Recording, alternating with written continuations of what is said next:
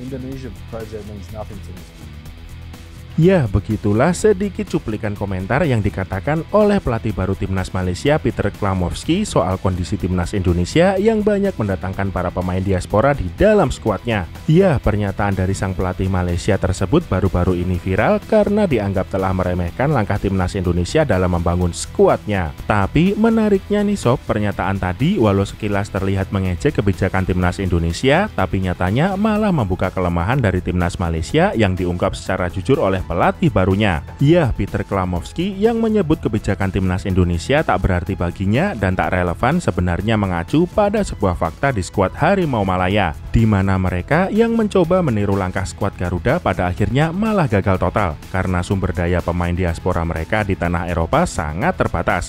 Dan kalaupun ada, kualitas pemain diaspora mereka tak bisa menyamai milik pemain diaspora yang dimiliki oleh timnas Indonesia. Ya, kita ambil contoh paling relevan yaitu pemain diaspora baru Malaysia bernama Hector Hevel, di mana dia diketahui bermain di Divisi 2 Liga Portugal bersama klub Portimonense dan mendapat kontrak oleh klub tersebut dengan durasi hanya 6 bulan dan masih minim mendapatkan menit bermain. Dan harus diakui, jika Hector Hevel kemudian dibandingkan dengan pemain diaspora timnas seperti Bang Jai, Kevin Dix, Profesor Toha, dan yang lainnya, jelas kualitasnya akan sangat berbeda karena kebanyakan pemain diaspora timnas saat ini rata-rata bermain di klub Eropa dan rajin mendapat menit bermain, bahkan diplot sebagai kapten di dalam timnya. Belum lagi, Malaysia sendiri juga bisa dibilang banyak melakukan hal sepele yang bisa membuat pemain diasporanya jadi tak kompeten, di mana mereka yang susah payah dapat satu pemain diaspora yaitu Hector Hevel pada akhirnya malah merekrutnya untuk nanti jadi pemain baru di klub lokal Malaysia yaitu Johor Darul Takzim. Ya, merekrut pemain diaspora ke dalam klub lokalnya bisa admin katakan adalah sebuah blunder.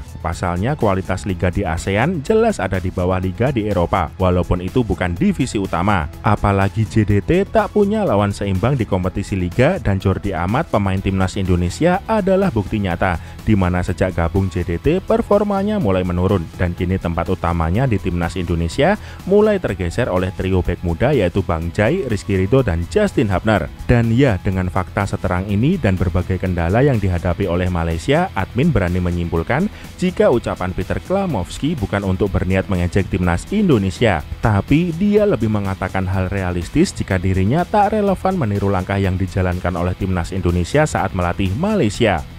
Karena memang sumber daya pemain serta kebijakan yang dimiliki kedua negara tidaklah sama.